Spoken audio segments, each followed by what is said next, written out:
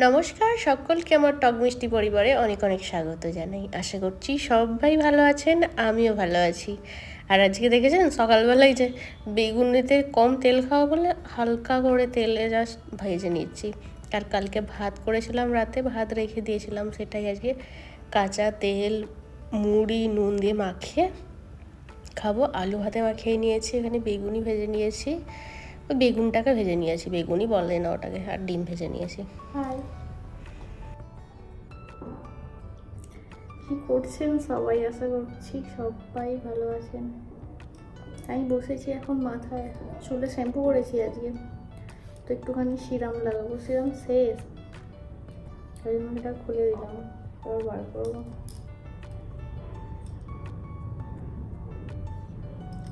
কালকে বললাম না যে ডাক্তারখানা ডক্টর কি বলবো।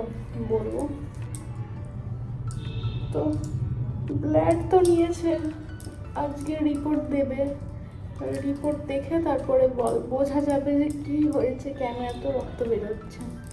মানে ডক্টরও বুঝতেই পারছে না যে কেন বেরোচ্ছে রক্ত। বলছে আগে ব্লাড টেস্ট করো, তারপরে দেখা যাবে।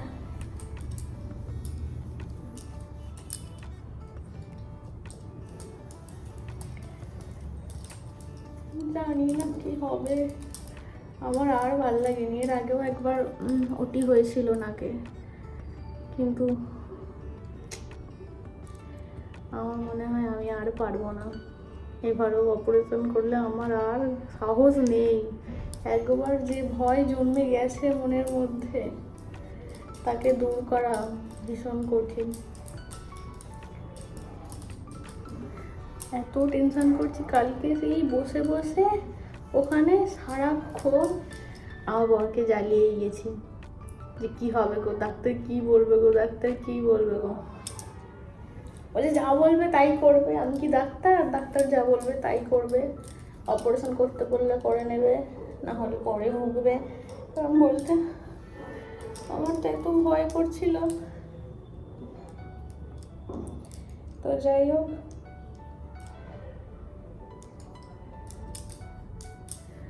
ডক্টরও তো এখনো শিওর না যে কি হয়েছে না হয়েছে, কেন এমন এত রক্ত বেরোচ্ছে।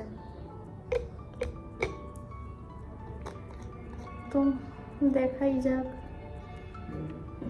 কি করে।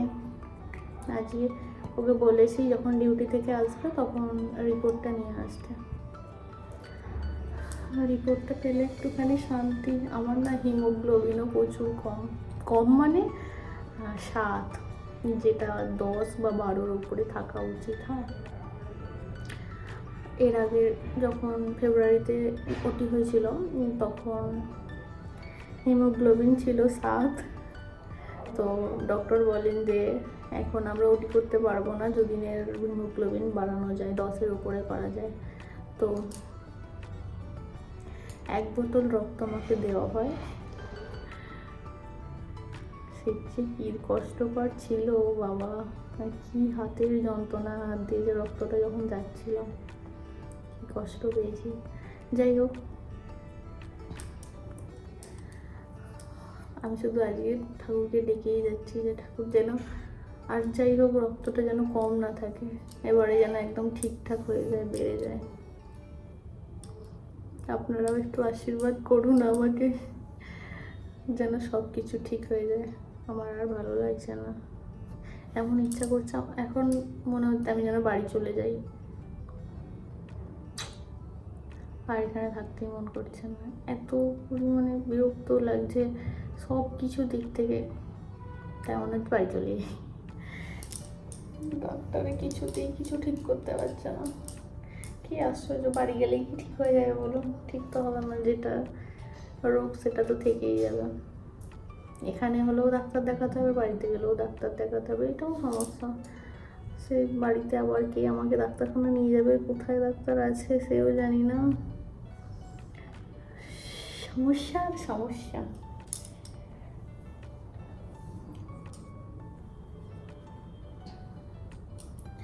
এতক্ষণ রোদে বসছিলাম, চুলটা একটুখানি হালকা হালকা শুকনো হয়েছে, এছাড়া চুলটা আঁচড়ানি। ডগগুলো মনে হচ্ছে জল জল জমে আছে, বাস 1/2 ঘন্টা মতো বসছিলাম রোদে।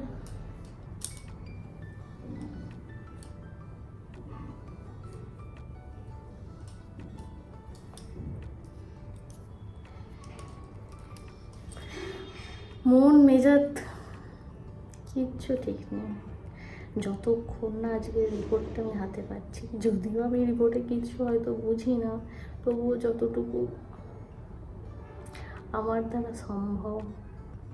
আগের বার একটা ব্লাড টেস্টের রিপোর্ট আছে, সেইটা দেখে এটা মানে কিছুটা হলেও তো বোঝা যাবে। চলো চুলটা আঁচড়ে নিই, বেশি টেনশন করে লাভ নেই, যা হবে তাই হবে। ভগবান যতটুকু লিখেছে আমার জন্য ততটুকু ভোগ করতে হবে, কিছু করার নেই।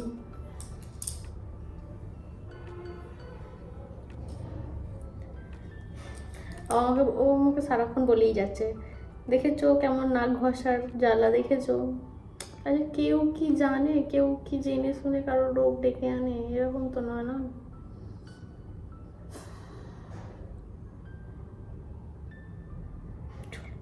চুলটা আছে।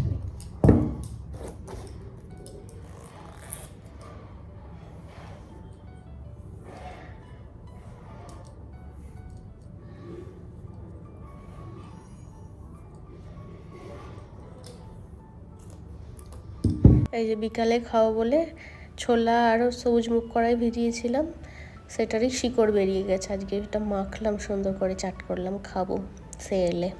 আর এখানে আটাও মাখিয়ে নিয়েছি, পেঁয়াজ কাঁচা লঙ্কা দিয়ে এটা পরোটা বানাবো, অন্যরকম পরোটা। আর এই যে বড় রিপোর্ট নিয়ে চলে এসেছে। এবারে হিমোগ্লোবিন আমার একটু বেড়েছে, 11 হয়েছে। আর আগেরটা দেখবেন, এই যে আগেরটা 7 ছিল। আর ও আসার সময় একটু খাবারও নিয়ে এসেছিলো, এটা খেলাম, খেয়ে নিয়ে এবার কাজ করব। চলুন আজ তাহলে আসি, দেখা হবে অন্য ভিডিও।